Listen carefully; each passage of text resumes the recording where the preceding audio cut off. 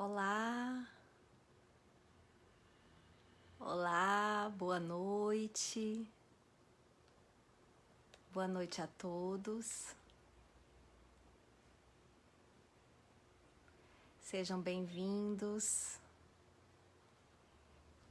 Bem-vindo Luiz Fernando, Silvelina, Emanuela, Hamilton, querida Hamilton, jovem, seja bem-vindo.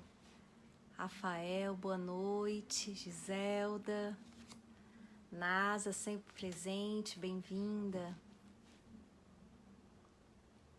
Oi, Hamilton, jovem. Boa noite, querido Luiz Fernando. Obrigada pelas boas-vindas. Boa noite a todos. Vamos chegando, entrando nesse espaço do JEP, Paulo, Lourdes, Geisa, Selene, Carol, boa noite.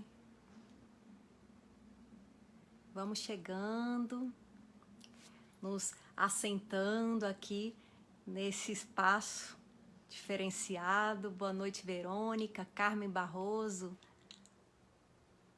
Valdênio, Rosângela, Carlos, bem-vindo, querido amigo.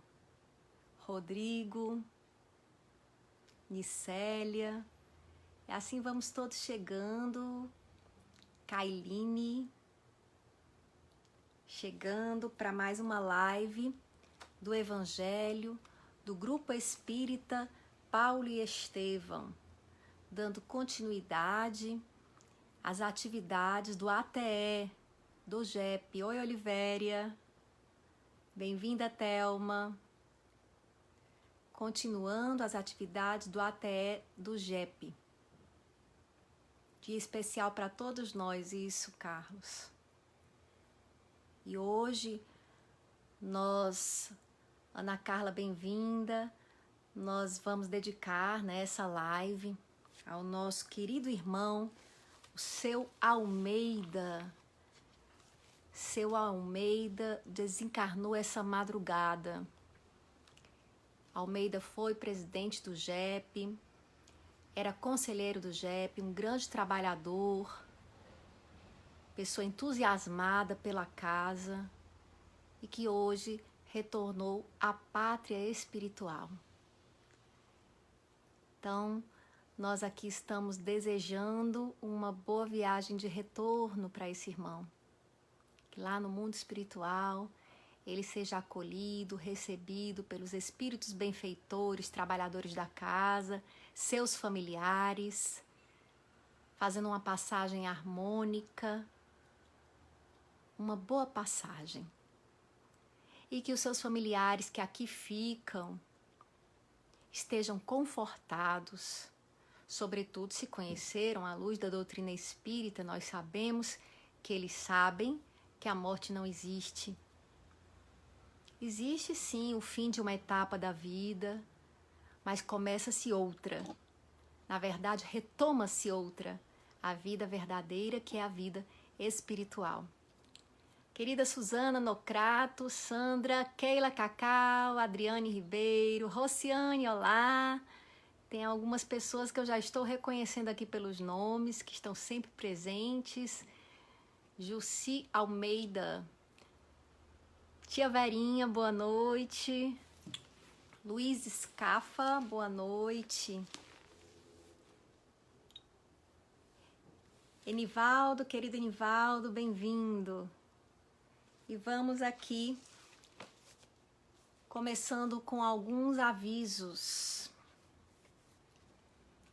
Amanhã nós teremos novamente a live do Evangelho. Essas lives estão em substituição às atividades de quarta e quinta-feira de ATE que aconteciam nos prédios, nas sedes do Grupo Espírita Paulo e Estevão, todas as quartas e quintas-feiras. Como nós não estamos podendo nos deslocar para lá, nos fazer presente no JEP, Nós estamos trazendo as lives, o JEP, até as nossas casas, através dessas lives aqui no Facebook. Oi, querida Vanusa, Neuma, Gardênia, Cirlane, bem-vindas. Amanhã teremos então a live às 20 horas, igualmente, com Cláudio Simões. E o tema será pecado por pensamento, adultério. Palestra sexta-feira, às 20 horas, será com Cícero Margelânio.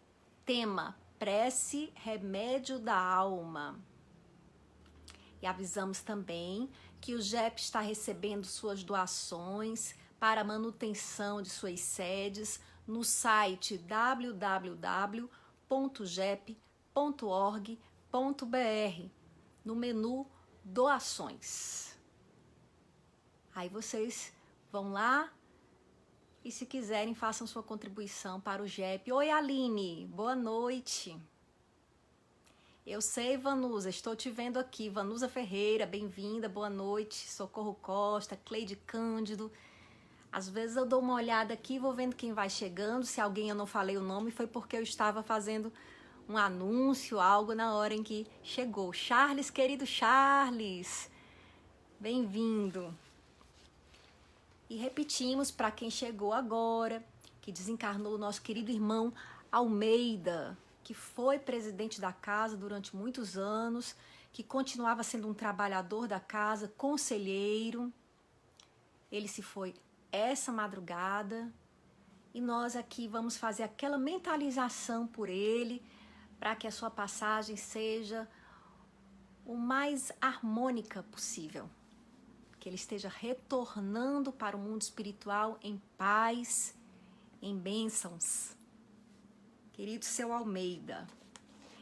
E por conta do desencarne do seu Almeida e de tantas pessoas no momento atual, claro que sempre estão desencarnando pessoas todos os dias na humanidade, mas atualmente isso está nos chamando a atenção pela maneira como vem acontecendo, pela falta dos velórios, daqueles momentos ritualísticos de despedida que são necessários para que a gente possa ir ressignificando a passagem e fazendo a nossa despedida, o nosso adeus. Então é um momento diferenciado, um momento muito dorido da história. E nós temos que também inventar outras maneiras de dizer o nosso adeus. E aqui nós vamos ler uma prece, na verdade uma poesia, uma prece em forma de poesia, do livro Cura Teu Coração, de Vanderlei Pereira, que também foi trabalhador da casa do JEP e também já desencarnou. O nome da poesia é A Morte Liberta a Alma. Se estás com medo de morrer, recorre à proteção de Deus. Ninguém se iluda, que a gente nasce aqui, vive e se muda, mas morrer mesmo, amigo, não se morre. Perde-se o corpo, e isso nos ocorre, em cujo equipamento a gente estuda, na terra onde se sofre, brinca e ajuda, e a todos Deus assiste, ama e socorre. Cumprida, enfim, aqui nossa missão, é quando a morte amiga entra em ação e nos devolve então ao mundo astral. Desfaz o corpo, um tipo de coberta, deixando finalmente a alma liberta para o regresso à vida original. Então, fica aqui essa mensagem falando sobre a morte e como o espírita pensa a morte, como essa passagem. Boa noite, Fabiano, Jussi Almeida, acho que já falei com você, Isaura. E vamos dar início, então, aos nossos comentários sobre o Evangelho dessa noite. O Evangelho ATE, que acontece no JEP, né? Acontece normalmente às quartas e quintas-feiras, é uma atividade de atendimento espiritual para que a gente possa fazer uma limpeza energética em torno da gente. Como é que é feita essa limpeza energética? Ficam sacudindo folhinhas? Ficam fazendo o quê? Quem não conhece a doutrina espírita vai perguntar. Nada disso. A limpeza energética é feita pela limpeza dos nossos pensamentos. Nós estudamos o Evangelho, que são temas nobres, temas sobre o amor, sobre a fé, sobre o perdão, a esperança. Nós, estudando esses temas, vibramos numa outra dimensão e assim fazemos uma verdadeira faxina espiritual. Então, o trabalho do ATE é fazer essa limpeza espiritual, entenderam? Não tem nenhuma encomenda em esquina, nada disso, isso não é parte da doutrina espírita. Podem ter outras religiões que façam, mas na doutrina espírita, a limpeza espiritual é feita pela mudança vibratória, pela mudança do pensamento. E o estudo do Evangelho é um convite a essa mudança do pensamento. Por quê? Quando a gente muda o pensamento, a gente muda a energia que tem em torno da gente. E assim, nós conseguimos sintonizar, entrar na frequência dos bons espíritos, receber as suas influências e sugestões, encontrar saídas para as situações difíceis, encontrar conforto para as dores e tudo mais que é de bom. Isso nos renova e nos reabastece, como se nós colocássemos gasolina na alma, nos renovássemos através do estudo do Evangelho. É essa a ideia aqui. Então, o Evangelho, segundo o Espiritismo, é o Evangelho de Jesus interpretado segundo o Espiritismo. E hoje nós temos como tema do estudo o capítulo 8 do Evangelho segundo o Espiritismo, itens 18 e 19, que são: deixai que venham a mim as criancinhas. Essa é a passagem do Evangelho de Jesus que é comentada aqui nos itens 18 e 19 por João Evangelista e um espírito protetor. Então, são os espíritos que fizeram comentários a respeito dessa passagem. E que passagem é essa? É uma passagem muito conhecida, né? Eu acredito que todos aqui já ouviram falar. Que passagem é? Em Marcos, capítulo 10, versículos 13 a 16, nós encontramos: apresentaram a Jesus, então, algumas crianças, a fim de que ele, Jesus, as tocasse. E como seus discípulos afastassem com palavras ásperas os que lhes apresentavam, Jesus, vendo isso, zangou-se e lhes disse: deixai que venham a mim as criancinhas, e não as impeçais, porquanto o reino dos céus é para os que se lhes assemelham. Digo-vos em verdade que aquele que não receber o reino de Deus como uma criança, nele não entrará. E depois de as abraçar, abençoou-as, impondo-lhes as mãos. Essa é a passagem que os espíritos comentam aqui no capítulo 8 do Evangelho segundo o Espiritismo. Quem quiser comentar, fazer acréscimos, eu primeiramente vou aqui falar uns 15 minutinhos dessa passagem, 15, 20 minutinhos, e depois vou ficar lendo aqui o que vocês comentarem, tá certo? Então, no primeiro momento, eu não vou ficar lendo, vou aqui tentar me concentrar em explicitar um pouquinho o que os espíritos disseram a respeito dessa passagem de Jesus.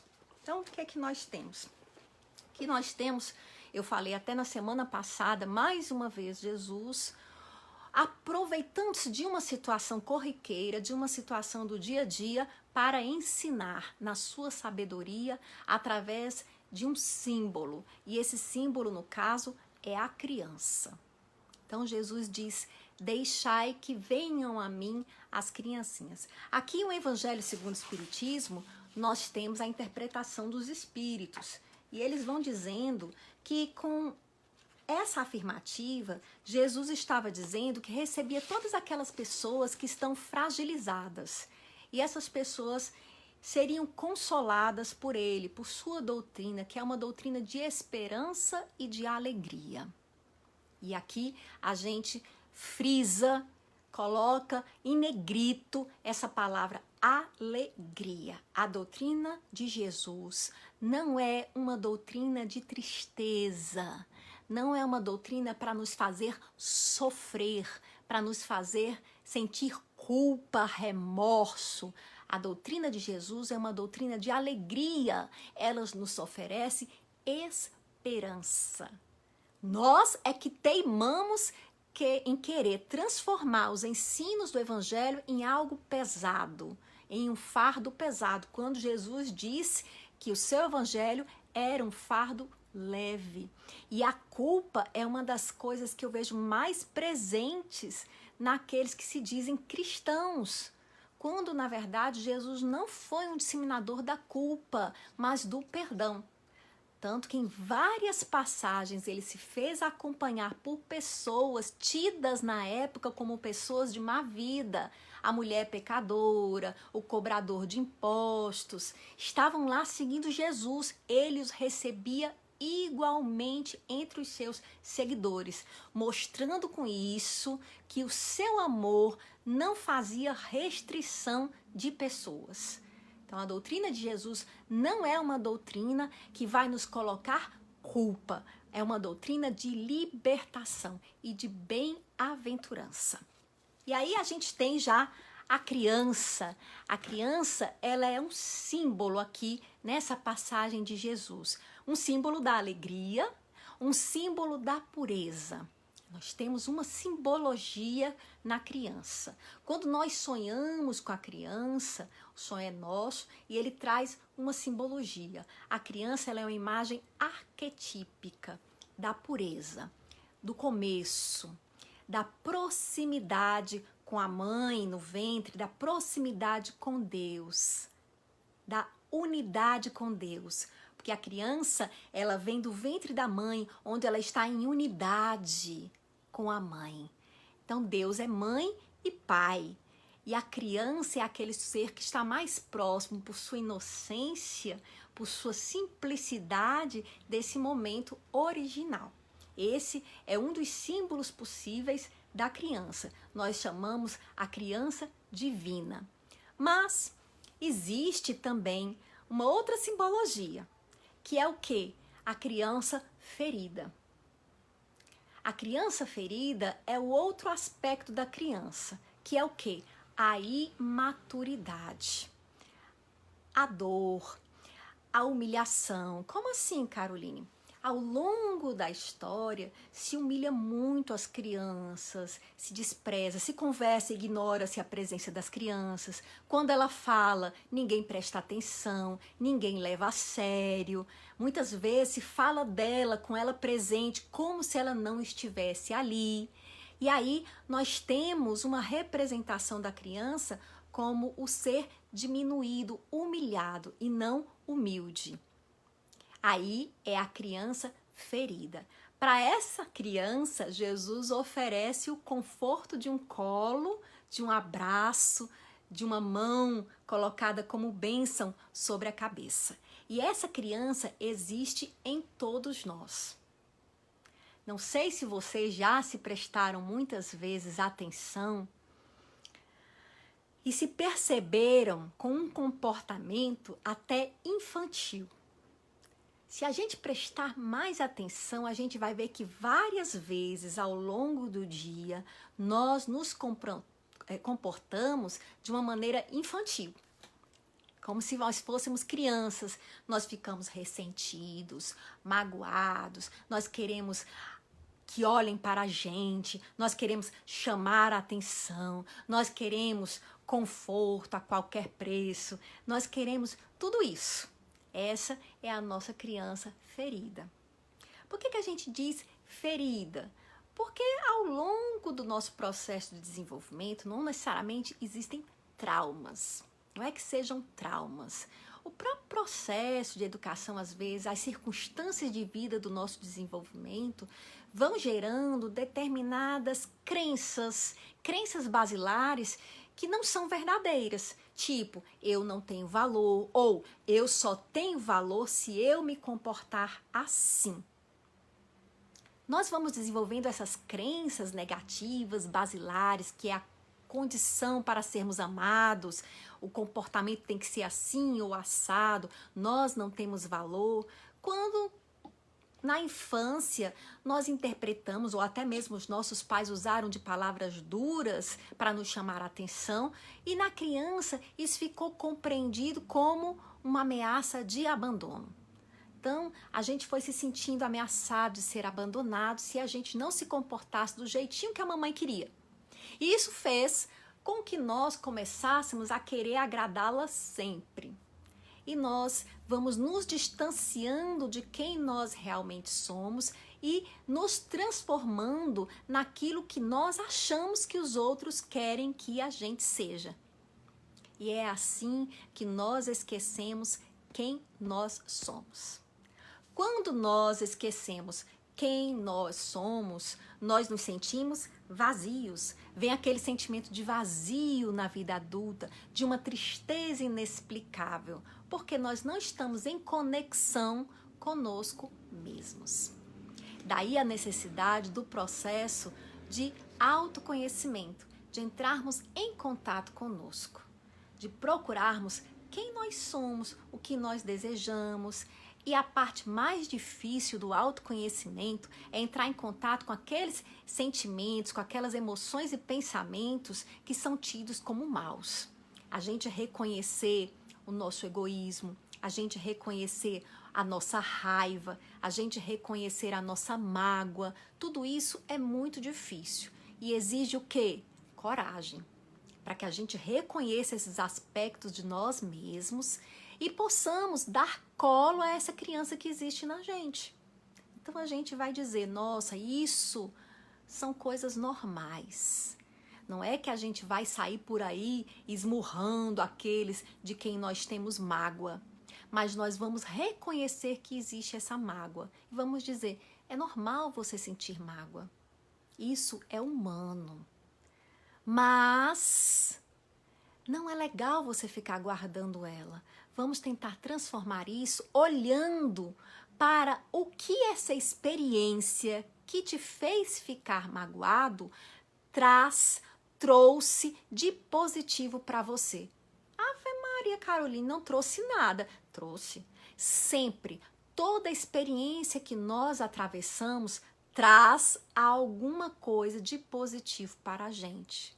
Porque se não trouxesse algo de positivo para a gente, Deus não permitia que aquela experiência nos acontecesse. Tudo o que nós passamos, tudo o que nós vivemos tem algo para o nosso próprio engrandecimento ali colocado. Ave Maria, coisas tão horríveis, veja essa pandemia que nós estamos passando. Ela está trazendo dor, está trazendo desconforto, mas está fazendo com que a gente se mexa, se sacuda de uma forma diferente e faça a descoberta de outros caminhos, de outras possibilidades, inclusive de relacionamento, de viver no mundo, de estar nas nossas casas, de estar em sociedade.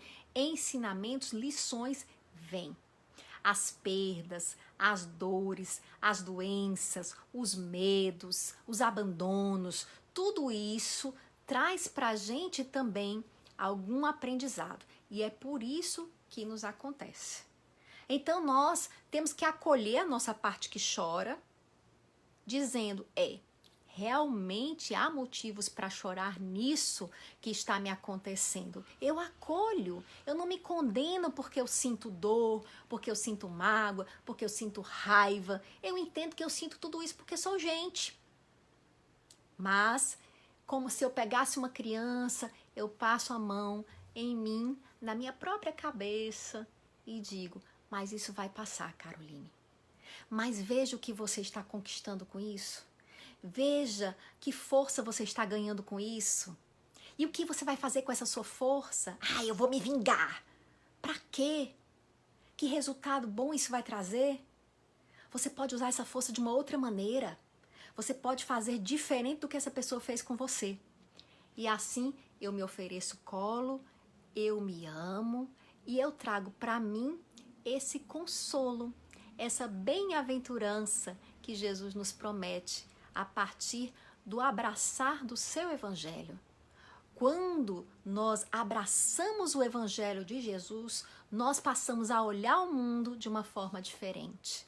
Nós passamos a olhar o iluminado do mundo, a luz que há no mundo. Nós colocamos a candeia sobre o candeeiro e assim nós enxergamos todos os acontecimentos com um outro olhar. Entendem? A gente não muda, a gente não vira supermulher ou super-homem, mas a gente passa a enxergar o mundo de uma forma diferente. Os problemas não desaparecem, eles continuarão acontecendo. Mesmo que você se torne espírita, católico, evangélico, seja o que for, problemas continuarão acontecendo. Todo mundo nesse mundo enfrenta problemas. Até Jesus foi crucificado. Então quem somos nós para acharmos que não vamos passar por um problema se nós oferecermos um agradozinho a Deus? Quando nós abraçamos o evangelho, quando nós fazemos o bem, fazemos a caridade, a gente agrada a gente mesmo. Porque a gente passa a se olhar de uma outra forma. A gente descobre a nossa força, a nossa importância, a participação que nós podemos dar ao mundo, oferecer ao mundo, a nossa colaboração, a nossa capacidade de ajudar. Me digam se isso não faz com que nós nos sintamos melhores. Então, o bem nos faz bem. Não é Deus que precisa que a gente faça bem. Não são os espíritos que precisam. Nós nos sentimos melhores quando nós praticamos o bem. Quando nós olhamos para as experiências e procuramos nessas experiências os presentes que estão sendo dados. É o grande desafio da vida. Procure ali o Oli. O Oli é o motivo para que você possa sorrir e agradecer. Esse é o espírito da gratidão. Gratidão é você olhar em tudo um motivo para agradecer. E Carolina, não vou ficar nem abestado, não. Dizendo obrigado para tudo, não é um comportamento de sujeição. Não é isso. Isso aí é uma falsa modéstia. Não é isso. A gente vai saber se posicionar, a gente vai saber se colocar. Vamos ver o exemplo de Jesus. Jesus sabia fazer isso. Os fariseus chegavam tentando Jesus, Jesus dava uma resposta bem boa em cada um. Então a gente não fica abestado porque está olhando o lado bom da vida, não. A gente fica forte. Isso é diferente, mas não é força violenta. Nós não ficamos agressivos, nós nos tornamos pacíficos. Não passivos, pacíficos, mas pessoas de ação. Portanto, quando Jesus fala, deixai que venham as minhas criancinhas, nós podemos também pegar essa passagem de Jesus, trazer para as nossas vidas e dizer, eu vou deixar que venha a mim, a minha imaturidade, a minha fragilidade, eu vou reconhecer e vou abraçar isso que existe em mim. E vou transformar isso. E vou usar um pouco também da minha criança interior, a sua alegria, a sua esperança, a sua confiança, a sua energia, a sua vitalidade. Tudo isso existe em mim também. Eu vou oferecer colo a essa criança. Eu serei, então, aquele que vivencia Jesus na minha própria vida. Olha que bonito, olha que interessante. Então, esse é o grande convite. A gente não precisa, a gente fala muito na doutrina espírita em reforma íntima, em mudança interior, mas existe uma teoria que é chamada a teoria paradoxal da mudança. Eu não sei se vocês já ouviram falar dessa teoria. Eu a conheci estudando Fritz Perls, que é o criador da Gestalt terapia, uma abordagem psicológica. E ali a gente estuda a teoria paradoxal da mudança. O que é essa teoria? Essa teoria é: quanto mais eu me aceito, mais eu me modifico. A nossa agressividade, as nossas explosões coléricas, elas nascem do tanto de coisa que a gente vai reprimindo dentro da gente, que a gente vai escondendo da gente.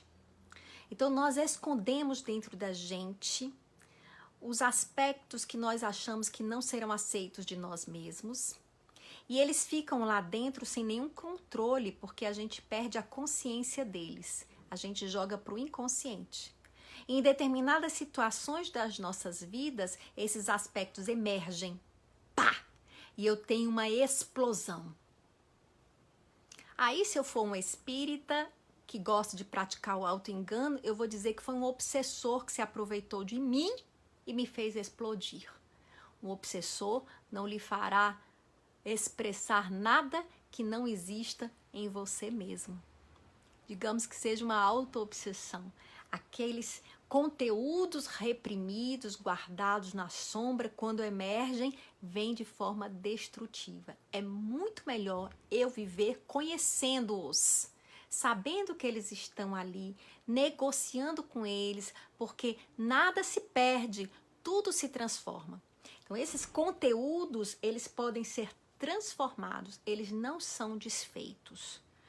No livro dos Espíritos, nós temos uma lei chamada lei de destruição. Ora, vejam só, a destruição é uma lei. Não é uma coisa aparentemente negativa? É, mas é pela destruição que tudo se renova. Na verdade, é uma transformação. Então, a maior prova de que nada se perde, tudo se transforma. Eu tenho que transformar essa energia da raiva que tem em mim, transformar a energia da mágoa. Se eu não tomo consciência disso, eu não consigo transformar essa energia. E ela fica ali acumulada, guardada, e quando tem uma brecha, faz estrago. E eu me arrependo. E eu vivo de sentir remorso e culpa. Mas falando na reforma íntima, na chamada reforma íntima, como eu estava dizendo a vocês, a gente não precisa estar se esforçando, se espremendo para ser uma pessoa que a gente não é. O primeiro passo é a gente aceitar quem a gente é. Eu vou aceitar que eu sou uma pessoa falha, uma pessoa que tem sentimentos muito humanos, que comete os meus escorregões, mas que tento acertar. E aí eu vou eu acredito, a prática da redução de danos. Por exemplo, eu sou orgulhosa, eu vou tentar, primeiramente, que o meu orgulho não afete as outras pessoas. Então, eu vou ter aquele orgulho, mas sem prejudicar ninguém. Então, a gente vai tentando reduzir os danos. Eu vou começar, se eu tenho mágoa de alguém, eu vou começar tentando não prejudicar esse alguém. Eu não vou mais falar mal dele, porque a gente adora falar mal de quem a gente tem mágoa. A gente finge que não, mas adora. Então eu vou tentar não falar mais dele. Já que eu não consigo falar bem, porque aí já seria falsidade, falsidade não é estar em conexão consigo mesmo, eu vou pelo menos não falar. Caroline, você sabe do fulano? Não sei nem quem é.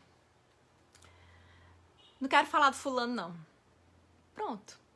Eu tento já minorar aquele sentimento ruim, evitando falar.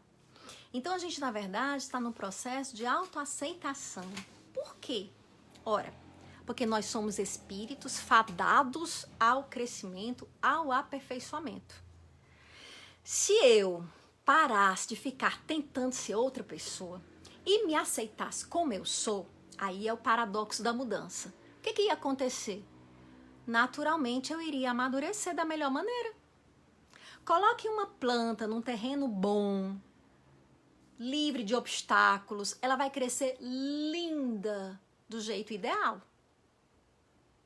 Mas se você começa a colocar umas barreiras, ela vai se entortar todinha, tentando buscar a luz. É o que nós fazemos. Nós colocamos barreiras e nós ficamos nos entortando para chegar à luz. Então, se nós nos aceitarmos, não é que a gente vai sair gritando por aí os nossos defeitos e erros, é pra gente ter esse reconhecimento pra gente mesmo. Então, se a gente se aceita, a gente cresce naturalmente, porque esse é o processo natural. Porque Deus nos fez para crescer. Existe também uma lei chamada, segundo o livro dos Espíritos, lei de progresso. Então, naturalmente, nós estamos crescendo. Se eu deixar que isso aconteça em mim, olha aí, eu vou amadurecer pelo próprio processo da vida. Com certeza, você hoje deve, com certeza não, porque tem gente que está insistindo e permanece numa eterna infância tentando corresponder a um papel. Mas quem se permite hoje é mais maduro do que era há alguns anos atrás. É um processo natural. Nós vamos crescendo naturalmente. Deus nos fez para crescer. Entenderam? E daí é aceitar essa criança que existe dentro da gente. Aceitar que nós estamos espíritos em evolução e estamos crescendo. Muito bem, gente. Queria agora dar uma olhadinha nas colocações de vocês, nas contribuições. Eu estou vendo aqui muita gente boa. O Jaime, Nelinho, meu primo. João Neto, querido João Neto, aqui presente.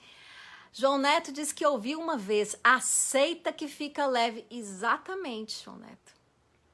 Porque senão a gente tem um duplo sofrimento. O sofrimento daquele problema que a gente está carregando e o sofrimento da revolta.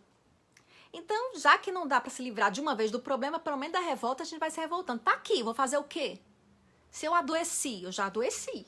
Não adianta eu ficar desesperada. Não adianta você ficar desesperado porque tem uma pandemia, porque isso não cura a pandemia. Não vai resolver, não é vacina. Então, está aí. Vamos fazer o quê? Aceita que fica mais leve. Aceita que você tem que ficar em casa. Aceita que essa é a contribuição que você pode dar. Malu Magalhães, você pode comentar, claro que de forma geral, para cada caso é um caso, o que um adulto pode tirar de aprendizado de uma infância em que ele sofreu violência física e diversos tipos de abusos psicológicos e emocionais? Excelente pergunta, Malu. Né? Eu também me fiz essa pergunta no passado, né? Mesmo sendo espírita, eu ficava me perguntando, tudo bem que eu sei que ninguém sofre sem que tenha tido uma causa para isso. Oh Deus, mas você não acha que às vezes pega muito pesado, não? Tem gente que de criança sofre tanta violência, sofre tanto mal. Vocês já pararam para pensar nos animais? Tem coisa mais inocente que um gatinho? Que um cachorrinho? O cachorro, meu Deus, o cachorro é um bicho inocente. E a gente vê cachorro sofrendo, os seres sofrendo, as crianças sofrendo. Sabe por que a gente fica se questionando? Nossa, e o que tem? Nossa, isso é revoltante. Sabe por quê? Porque a gente encara o sofrimento como punição. A gente ainda olha para Deus, ainda pensa Deus, melhor dizendo, como na Idade Média, como o ser castigante, julgador e castigante. Nós ainda não entendemos que Deus é Pai, coisa que Jesus tentou ensinar, faz muito tempo. Nós ainda olhamos Deus como um juiz. E acreditamos que o sofrimento é um castigo. E não é não, Caroline? Não. Ele é parte do processo de aprendizado. Como assim? Ora, um simples pedagogo aqui da nossa terra, dos nossos sistemas de educação, ele vai oferecer para as crianças desafios, problemas, para que elas os solucionem. Não é fácil fazer isso na idade delas. Eu oferecer uma operação, determinada operação matemática, vai ser muito difícil para elas. Uma simples soma, porque elas ainda não amadureceram para aquilo. Mas o professor está fazendo isso por castigo? Não. Ele está fazendo isso porque quando a criança se depara com aquela dificuldade, ela começa a quebrar a cabeça e ela vai tentar encontrar a saída. A vida na Terra é assim. Nós nos deparamos com dificuldades. As dificuldades nos causam sofrimento. Os animais não sofrem como a gente. Não. O animal sofre mais, Caroline. O animal sofre muito sofrimento físico, mas nós temos um sofrimento que o animal muito provavelmente não tem, que é o sofrimento psíquico. Nós, além de sofrermos a dor, nós sofremos o medo, nós sofremos o desespero, nós sofremos a ansiedade, porque medo o bicho tem, mas ansiedade, a projeção do futuro. Tem gente que hoje já está sofrendo porque não sabe como vai se manter na velhice. Aí já não dorme hoje. Já sofre de véspera, peru. Pessoas peru. O peru não fica sofrendo tanto, não. Entendem? Então, nós encaramos essas dificuldades como castigos, mas elas fazem parte da vida. Elas fazem parte do processo de crescimento. E às vezes, porque aquela criança passou por aquele extremo sofrimento, ela consegue crescer e desenvolver uma sensibilidade que ela não teria se ela nunca tivesse passado por aquilo. Muitos dos primeiros psicólogos, os primeiros psicanalistas, as primeiras psicanalistas foram mulheres que foram tratadas pela psicanálise. As primeiras terapias eram realizadas por médicos. Freud, neurologista, Jung, psiquiatra.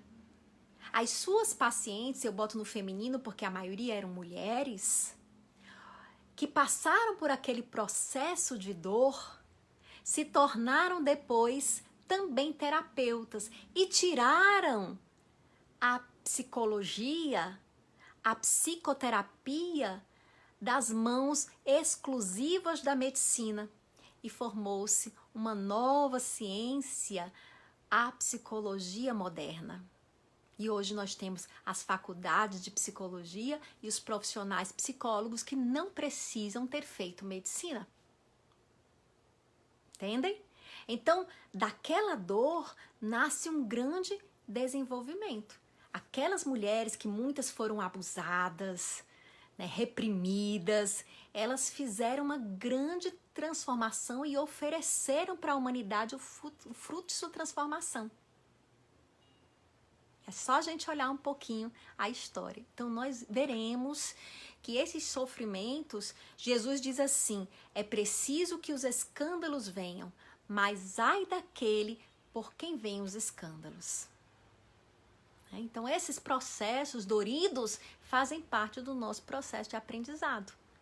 Quanto mais a gente aprender, menos a gente vai precisar repetir os processos dolorosos do ensino. Se você consegue resolver logo, aprende logo aquela equaçãozinha, você não precisa estar revendo ela várias vezes, porque você já aprendeu.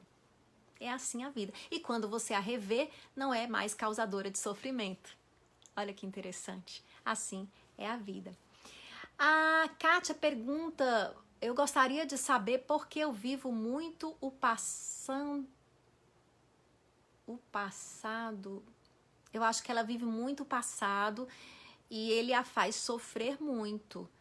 Kátia, existe uma coisa que se chama o apego à vítima. E eu vou te dizer por quê. A gente se apega à nossa vítima, às vezes, com muito mais gosto do que a gente reconhece o nosso algoz, porque é mais fácil encarar das nossas sombras a nossa vítima do que o nosso lado, o nosso aspecto negativo.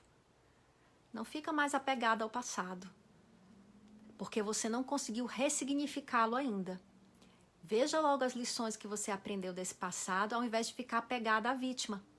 E aí você ressignifica e usa o seu passado como um degrau, mas você sobe a escada. Não fica naquele degrau parada, olhando para o que já andou.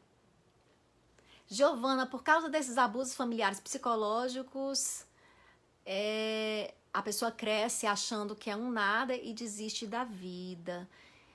Giovana, não é só por causa desses abusos psicológicos. Não existe uma causa única para nós agirmos como agimos, para nós sermos como somos. Existem muitas causas. E todas essas causas, elas passam pela nossa consciência. Pá. Então, eu era criança, mas chega um momento que eu fico adulta. E eu já consigo olhar para aquilo que eu passei na infância de um outro patamar. Eu consigo entender que a minha criança foi abusada e eu lamento isso. Mas a adulta que existe em mim vai conversar com essa criança e vai dizer, mas agora eu vou te dar a felicidade que os teus pais não puderam te dar, não souberam te dar ou não quiseram te dar. Então, isso vai depender também e sobretudo de mim, de como eu vou olhar a minha experiência. Então, assim, ninguém causa a infelicidade de ninguém, porque, na verdade, o outro chega a mim através de um filtro do meu olhar. Eu posso olhar aquilo de uma outra maneira. Então, Jesus, no alto da cruz, ele olha para aqueles que o crucificaram e diz, Pai, perdoa, eles não sabem o que fazem. Ele, nesse momento, ele não fica carregando a mágoa dos que o crucificaram. Ele devolve. Eu não vou carregar isso comigo. Eu me liberto disso. E aí ele diz no fim, Pai, em suas mãos eu entrego o meu espírito, porque é um espírito livre e ele pode estar em conexão e unidade com Deus. Você acha que qualquer momento posso renovar minhas crenças? Cacau Almeida? Pode sim, pode. Em qualquer momento a gente pode renovar as nossas crenças. É claro que existem os nossos hábitos. As crenças são os nossos paradigmas. Elas norteiam o nosso olhar sobre a vida. Mas existem os nossos hábitos, né? Aqueles comportamentos aos quais nós estamos habituados. Então a gente muda as nossas crenças e à medida que a gente vai revendo essas novas crenças, a gente vai mudando os velhos hábitos. E aí sim, isso é um processo. Não é fácil, porque nós nos habituamos e nós temos que nos reeducar com base nas novas crenças. João Neto, uma criança que sofreu muito com o pai na infância. Estou tentando ver mais aqui. Às vezes pode trazer certa dificuldade de se relacionar. João Neto, é que eu não estou conseguindo descer mais para ver o resto da tua pergunta. Não estou. Mas enfim, uma criança que sofreu muito com o pai na infância, às vezes pode trazer uma certa dificuldade de se relacionar, exato. E vou te dizer mais, né, assim, eu não sei se é esse o caso, mas eu vou aproveitar a sua deixa para falar de um caso que existe. Existe uma certa crença, né, e essa crença ela é passada de geração em geração, de que os casais, né, quando têm filhos, as mães são eternas vítimas dos pais abusadores. Existem os homens pais abusadores e as mulheres que são abusadas, né? E aí, na verdade, e uma criança. E a criança, ela se identifica muitas vezes com a mãe e o pai fica com toda a responsabilidade sobre as dificuldades domésticas. De fato, eu não estou negando a gravidade do que o pai tenha feito. Mas eu vou trazer isso também para nós mulheres, para a gente rever, e para a doutrina espírita às vezes, não a doutrina espírita, perdão, para os espíritas, que tendem a fazer um culto ao abuso. Como assim? Aquela mania que a gente tem de dizer que determinado casamento é um casamento provacional e que aquela mulher tem que aguentar aquele marido enquanto vida tiver. Porque se ela se separar dele, na outra vida, ela reencarnará com ele para terminar o que começou. Isso é uma tortura psicológica, não se faz isso com ninguém. Porque você não sabe a dor que aquela mulher está carregando. Aquele homem pode ser um abusador psicológico, um abusador físico. E mulher, talvez o seu papel nessa relação seja dizer chega. E dizer chega, talvez possa vir a ser romper com essa relação. E os meus filhos? Para os filhos, uma relação doentia pode causar mais prejuízos, que se mantém, mais prejuízos do que essa relação quando se desfaz. Porque a criança, ela aprende muito mais pelo exemplo. E o que ela vai ter? O exemplo de um amor doente. De um pai que bate e uma mãe que apanha. De um pai que tortura e uma mãe que se submete. Então, se nós queremos de fato o melhor para os nossos filhos, é algo a ser revisto. Será que nós estamos beneficiando? O que vai acontecer, João Neto? Vai acontecer da gente repetir esse padrão de relacionamento que tivemos como modelo na nossa vida adulta. E não raro, filhos de pais abusadores se tornam ou abusadores ou se casam com parceiros abusadores. Está na hora de quebrar o ciclo, para que isso não continue passando de geração em geração. A doutrina espírita não é uma doutrina aprisionadora, ela é uma doutrina libertadora. Nós somos espíritos e nós temos infinitas possibilidades e caminhos de crescimento. A gente não precisa ficar se torturando num caminho, como se não existem outros caminhos, como se não existissem outros caminhos. A vida, ela é muito criativa, ela oferece várias possibilidades.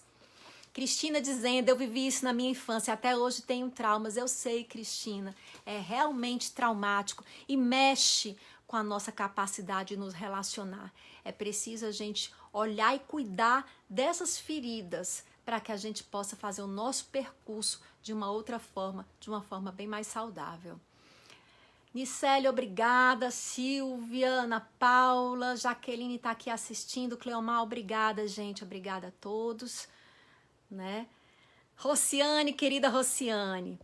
Então, deixa eu ver se tem mais alguma contribuição. A Natália diz que sempre recebeu muito amor da família, porém me sentia presa. Outro, eu cresci, me sinto culpada de às vezes estar distante, a culpa de sair do ninho tem acabado comigo. Natália, esse é o problema dos papais bons. E eu digo isso como mamãe. A gente se apega aos nossos filhos, a gente morre de medo dos filhos saírem de casa. Aí nós vamos prendendo os filhos numa armadilha, a armadilha do amor, a armadilha dos bons tratos. Mas no fundo a gente não quer que eles saiam e vivam as próprias vidas. Não se sinta culpada, Natália. É para isso que a gente reencarnou, para fazer as nossas próprias vidas. Seus pais tiveram a juventude deles, saíram da casa deles, fizeram a vida deles, fizeram as escolhas deles e agora é a sua vez. Então essa culpa é muitas vezes fruto da nossa educação, porque nós mães, nós pais, às vezes colocamos culpa nos nossos filhos, como se eles tivessem que ter uma eterna servidão em relação a gente. E aqui eu me lembro de um poema lindo, esse de Gibran. Nossos filhos não são nossos filhos, são filhos e filhas da vida em sua ânsia por si mesma. Eles são lançados ao mundo como flechas. Então esse poema é lindo de Gibran, né, e fica aqui para a gente lembrar. Nós não somos dos nossos pais e os nossos filhos não são nossos. Nós somos todos irmãos e filhos de Deus. Deixa eu ver mais o quê? Tem mais alguma coisa? Estamos nos aproximando do fim. Tiago José, tive um relacionamento abusivo em que sempre era apontado os defeitos como algo ruim. Bom, os defeitos serão apontados numa relação como algo ruim mesmo, Tiago, até porque os defeitos são ruins, né? Mas a gente tem que aprender a conversar com o outro, a não querer mudar o outro, a querer, né, se ajustar na relação, a respeitar os limites de cada um, né? E o abuso é quando você constrange o outro, você oprime o outro, você quer forçar o outro a se encaixar em determinados padrões e crenças seus. Kelma, muito obrigada. Rosane, Lucineide, linda. Quando decidimos tomar uma atitude, renovamos nossa alma. Isso mesmo, né, Lucineide? Você bem sabe disso. Nós renovamos a nossa alma quando decidimos tomar uma atitude. Natália Mendes chorou, você tá livre, Natália. Acredite nisso.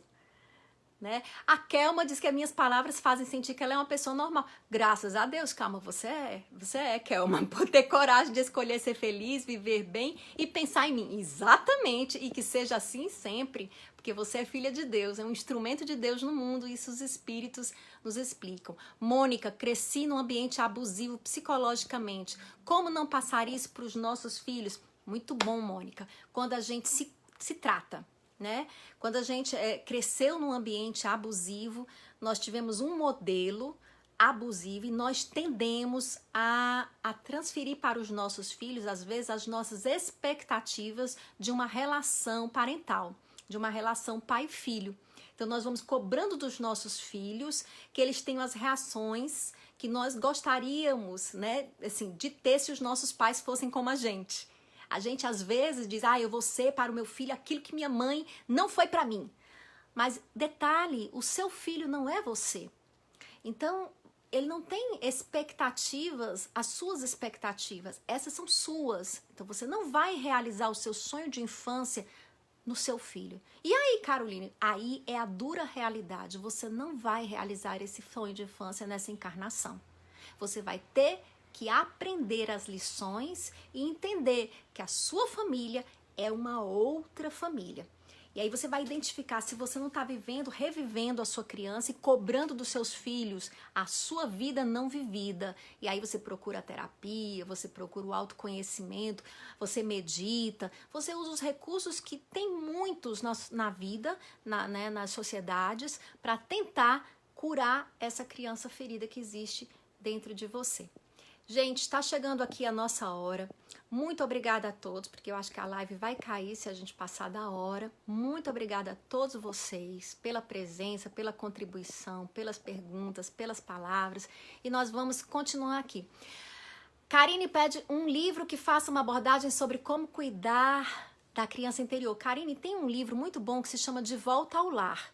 Eu acho que ele não é mais publicado, infelizmente, mas talvez você encontre aí na internet, né? E tem também, esse é de John Bradshaw, né? Um cara que fez um trabalho fantástico com a criança interior. Tem também um muito conhecido que é Amor Não é Jogo de Criança. Esse eu não me lembro o nome do autor, fica de dica também. E tem A Verdade Liberta. Pronto. Aí vocês revêm aqui a live e vão ver essas dicas. Pra gente fechar, falei um pouquinho para vocês dos poemas, né, do Gibran.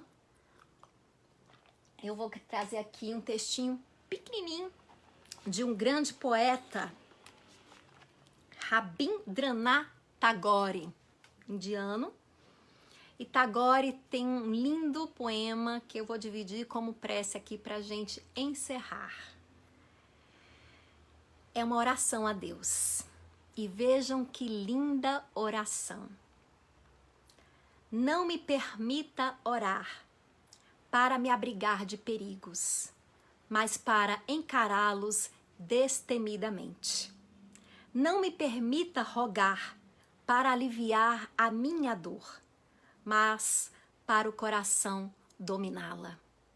Não me permita implorar com ansioso temor para ser salvo, mas para esperar a paciência de me libertar. Não me permita a covardia de sentir a sua bênção apenas em meu sucesso, mas encontrar no fracasso o aperto da sua mão. Graças a Deus. Que Jesus nos abençoe. Muita luz para todos, boa quarentena, fiquem em paz, fiquem bem e que estejamos todos unidos em família e felizes, porque nós fomos feitos para isso. Um grande abraço, obrigada e até semana que vem. Tchau, tchau, gente. Obrigada por tudo.